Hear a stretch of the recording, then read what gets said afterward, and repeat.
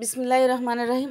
আসসালামু আলাইকুম সুপ্রিয় ভাই ও বোনেরা, আপনারা সবাই কেমন আছেন? আশা রাখি আল্লাহ তাআলার অশেষ রহমতে পরিবারের সবাইকে নিয়ে যার যার স্থান থেকে ভালো আছেন। তো আমরাও আল্লাহ পাকের অশেষ রহমতে আপনাদের দোয়া ভালোবাসায় ভালো আছি পবিত্র মাহে রমজানে। তো সবাইকে জানাচ্ছি আমার পরিবারের পক্ষ থেকে আমার পক্ষ থেকে রমজান মোবারক। তো এখন হচ্ছে আমি একটু ইফতারি রান্না করব বাহিরে লাকড়ির চুলায়। তো সেটা হচ্ছে আমাদের আশেপাশে যত প্রতিবেশী আছে সবাইকে আজকে একটু ইফতার দিব। তাছাড়াও মসজিদে, দুইটা মসজিদে আমার বাড়ির পাশেই, আমাদের বাসাটা মাঝখানে, দুই সাইডে দুইটা মসজিদ। তো দুইটা মসজিদেই ইফতার দেওয়ার আশা আছে আল্লাহর রহমতে। যদি আহ, আল্লাহ ভালোভাবে রান্না বান্নাটা শেষ করে তারপরে হচ্ছে ইফতারের টাইম হলে ইফতারগুলো দিয়ে পাঠাবো। আর হচ্ছে আশপাশে প্রতিবেশী আত্মীয় স্বজন আছে সবাইকে ইফতার দিব আর কি। তো আমার আসলে আইডিয়া অতটা ঠিক হয়নি। আমি চাউল আরও বেশি লওয়ার দরকার ছিল। তো আমি 3 কেজি চাউল লইছিলাম। তো আমার দেওয়া বাকি রয়েছে, আরও 4টা ঘর বাকি আছে। তো ওই 4টা ঘর অন্য একদিন রান্না করে আবার দিয়ে দিব। তো ঠিক আছে। তো আমি অলমোস্ট 30টা ঘরেই আমি আল্লাহর রহমতে দিতে পারছি আর কি, সুন্দর মতো আর কি। প্লেটটা একটা মানুষের যতটুকু খাবার লাগে ওই অনুসারে একটা প্লেট ভরে ভরে আমি দিছি আর কি। কম দিলে আবার এই 3-4 জন মিস যাইতো না। তো আমি ভাবছি যে হবে মনে হয়, এলে বেশি বেশি করে দিয়েছিলাম। তো ঠিক আছে। তো অন্য কোনো দিন আল্লাহ তাআলা রহমত করলে আমি দিব আর কি, আশা আছে। আর এখন হচ্ছে আজকে আমি এটা আমার ভিডিওটা কী বারের, বৃহস্পতিবারের বৃহস্পতিবারে আমি এই ভিডিওটা করছিলাম, এই ইফতার আইটেমটা করছিলাম। তো বৃহস্পতিবারে ইফতারটা দিছি। তো ভিডিওটা আমি সঠিক টাইমে দিতে পারি নাই, কারণ অন্য অন্য ভিডিও দিছি, এটা দেই নেই এই আর কি।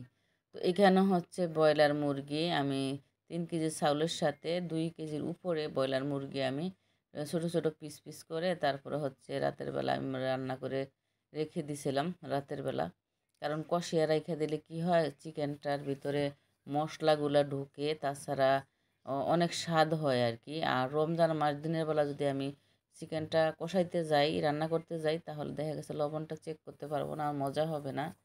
আর ইফতারের সময় সারাদিন রোজা রেখে ইফতারটা যদি একটু মজা হয় না, একটু সুন্দর হয় না, তাহলে কিন্তু এখানে মন মানসিকতাটা খারাপ হয়ে যায়। তার জন্য হচ্ছে আমি রাতের বেলায় সব কিছু সুন্দর করে প্রিপারেশন করে রেখে দিয়েছিলাম। এখন শুধু আমি ওই চাউলটা ভাজছি ভালো করে ঘির ভিতরে ভাইজা, তারপরে হচ্ছে চাউলটা কিছুক্ষণ আবার এখানে ঘির ভিতর ফ্রাই করা হচ্ছে। তো ফ্রাই করার পরে হচ্ছে ভালো করে গরম পানি ঢেলে দিলাম পরিমাণ মতো। তারপর হচ্ছে এখানে বাদাম বাটা, ওই যে আমাদের ইফতার বানানো হচ্ছে, যে ফিঙ্কি ওটা একটু তোলা দাও তো, দুধ দিলাম এখানে, এই এখানে ওই যে সম্পূর্ণ তোলা দাও। আর এখানে হচ্ছে বিরিয়ানি করছে, এই যে ওই প্লেটটা আমি ঢাকনা দিয়ে রেখে দিলাম, ওই যে বিরিয়ানি করতে তলফর করে দিতে দিব। আচ্ছা রেখে দাও। গরু এখন ছানা বিরিয়ানি হচ্ছে। সবসময় রান্না ইদানিং করি না, গ্যাসের ভিতরে রান্না বাহিরে লাকড়ির চুলায় বসাইলাম। আমার সাইমন পছন্দ করে না, তার বাবাও পছন্দ করে না। আর আমার কাছে কিন্তু ভালো লাগে, যদিও ডরাইয়া তাজ্য হয়ে গেছে। তুমি বলে খাইতে লই আয় করি, কারণ আমার কাছে ভালো লাগে। একটা বর্তন লই আইবে, একটা চিপ লই আইবে। এই যে আমি এখন আমার পরিমাণ মতো পানিটা আরো আগে আনলে না, কিছু কাঁচামরিচ দিয়ে ঢাকনা দিয়ে ঢেকে দিলাম। আর চুলাটাও সকালবেলা ঘরের ভিতরে ছিল, বৃষ্টিতে ভিজে যাবে, খোলা আসমানের নিচে রান্নাটা করি, তো তাই চুলাটা ঘরের ভিতরে রাখছিলাম। বাহিরে টিনের ঘর আছে ওইখানে।